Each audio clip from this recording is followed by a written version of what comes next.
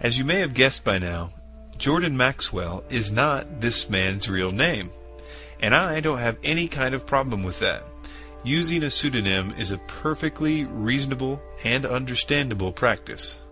But there is something a little fishy with the name that Jordan Maxwell chose. Here's why. In Madame Helena Petrovna Blavatsky's book, Isis Unveiled, Volume 2, Theology, she tells us what her version of the Nazarene Trinity is. And she tells us that the second in the Trinity is Jordanus Maximus.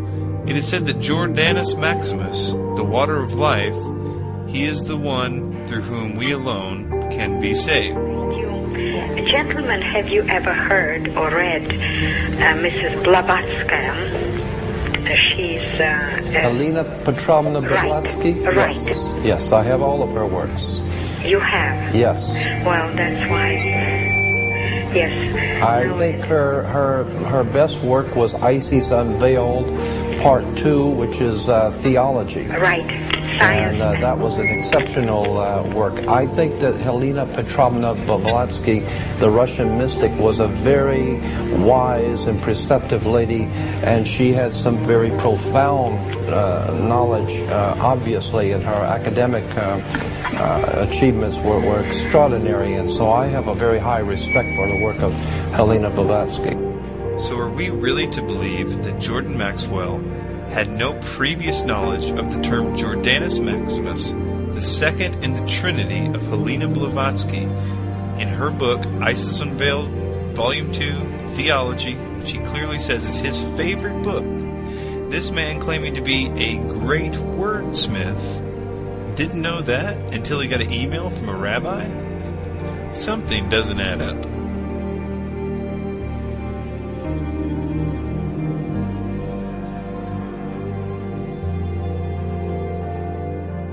Jordan Maxwell is quite matter-of-factly telling us that the real meaning of the Jewish Ark of the Covenant is not what the Jewish people wrote about extensively, but instead what Helena Blavatsky said in her book, The Secret Doctrine. Some scholars suggest that the entire Bible is about what the Ark of the Covenant represents.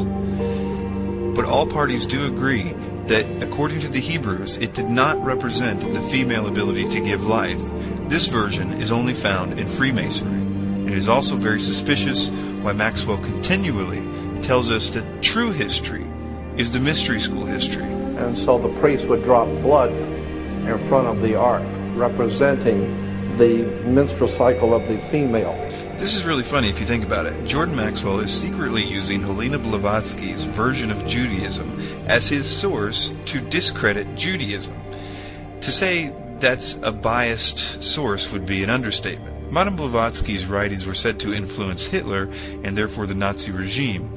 So to have this anti-Jewish rhetoric being said to be true history is concerning, and it should be a red flag to the truth movement, in my opinion. And the Osiris cycle of death and resurrecting. It is this tradition that is played out in Skull and Bones of the laying in the coffin and being reborn. That's why George Bush can say that he is born again when people ask him if he's a Christian. It all goes back to the ancient mystery schools of Egypt, and the initiates, all initiates, would lay into the sarcophagus of the Great Pyramid of Giza to be reborn into the mystery school tradition. Oddly, Maxwell has done that. If you've never been in the Great Pyramid of Giza, I will tell you it's an extraordinary experience. I laid in the king's sarcophagus and was blessed in a ritual by a Kemite priest.